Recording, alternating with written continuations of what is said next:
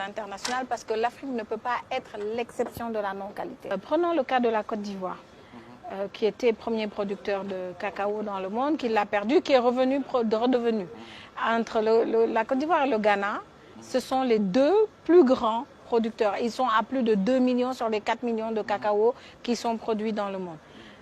Et pourtant, c'est un petit pays, les Pays-Bas, qui n'ont pas un seul cacaoyer, ils n'ont pas d'arbres de cacao, qui aujourd'hui sont les plus grands transformateurs de cacao au monde, avec le chocolat, le beurre de cacao, tout ce qui est peut-être exploité au niveau du cacao. Et c'est eux qui tirent les revenus de cette chose-là.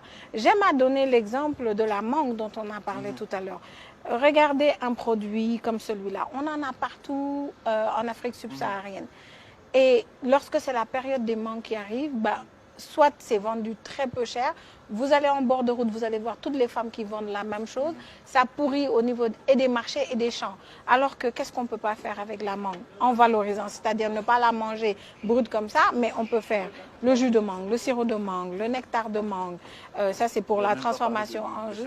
Alors, je vous parle en plus de tout ce qui est la mangue confite, la mangue séchée, le chutney de mangue que les Indiens utilisent pour manger du riz et beaucoup de sauces. On a encore le vinaigre de mangue quand la mangue pourrit.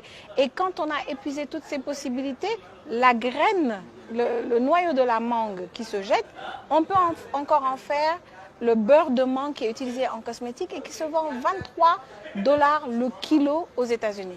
Nous, cosméticiens, on est obligés d'aller jusqu'aux États-Unis pour acheter le beurre et le ramener.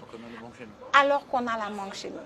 Je prends la même chose, vos clémentines au Maroc, par exemple. Les clémentines, les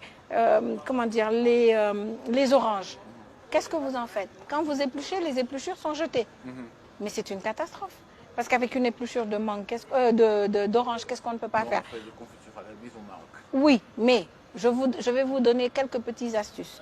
Quand vous le trempez dans l'eau pendant 3 jours, vous avez un macérat aqueux d'orange que vous vendez à l'industrie cosmétique. Vous le trempez dans l'huile, vous avez un macérat huileux. Vous le trempez dans l'alcool ou dans le sucre pendant 45 jours, vous avez une essence qui parfume toute la pâtisserie et même l'industrie des jus. Vous utilisez les alambics que vous savez très bien faire au Maroc et vous avez des huiles essentielles. Donc, qu'est-ce qu'on va chercher ailleurs? L'Afrique a à offrir, l'Afrique a un potentiel énorme. Encore faudrait-il, pour lever ces contraintes, un vrai plaidoyer et un vrai engagement gouvernemental, non pas pour dire qu'on va financer ou autre, parce que l'Afrique a quelque chose de très spécifique. Le monde aujourd'hui est au social business. Tout le monde va chercher le social business. En Afrique, on a le social.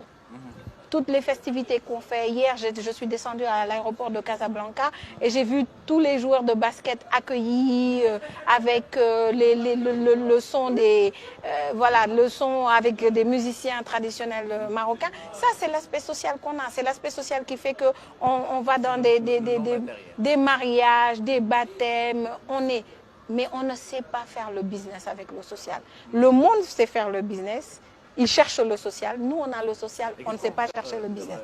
Je regarde juste une chose, la politique de l'immigration, par exemple.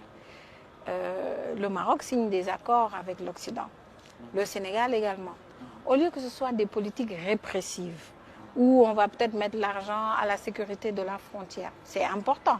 Mais pourquoi pas cibler l'agriculture et se dire, on va essayer de financer des programmes où ces jeunes qui sont désœuvrés, qui n'ont pas accès à l'information, qui n'ont pas accès à la formation, on va leur prendre des rôles modèles, c'est-à-dire des gens qui ont réussi dans le secteur agricole, pour en faire leurs mentors. Et ces gens-là, en tant que mentis, vont être encadrés, vont être orientés pour aussi développer le secteur agricole. Parce que l'agriculture, c'est pas avoir ça ou même avoir un tracteur et être sous le soleil au champ tout le temps. C'est une chaîne de valeur qui va du semencier à celui qui a les engrais, les pesticides, etc. jusqu'au marché. C'est de la fourche à la fourchette. Et pour ça, moi je dis que l'agriculture doit être considérée comme sexy. Alors, une agriculture sexy, c'est quoi? C'est qu'aujourd'hui, dans l'agriculture, Ça forme des gens comme moi qui sont dans la cosmétique.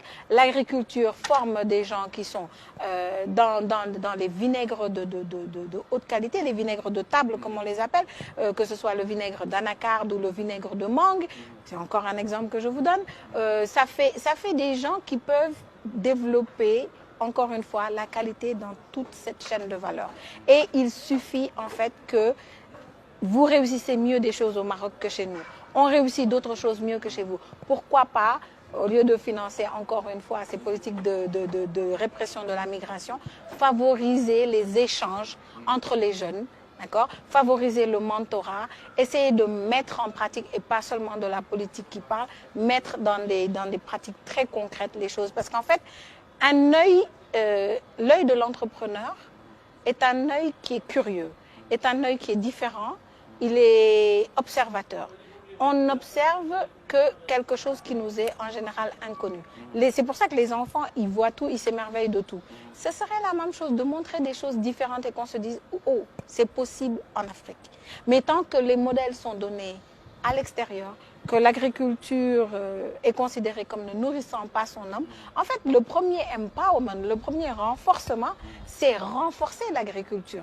Il faut que les gens se disent que cette agriculture crée de la richesse et non pas que cette agriculture n'est seulement qu'un facteur pour lutter contre la pauvreté.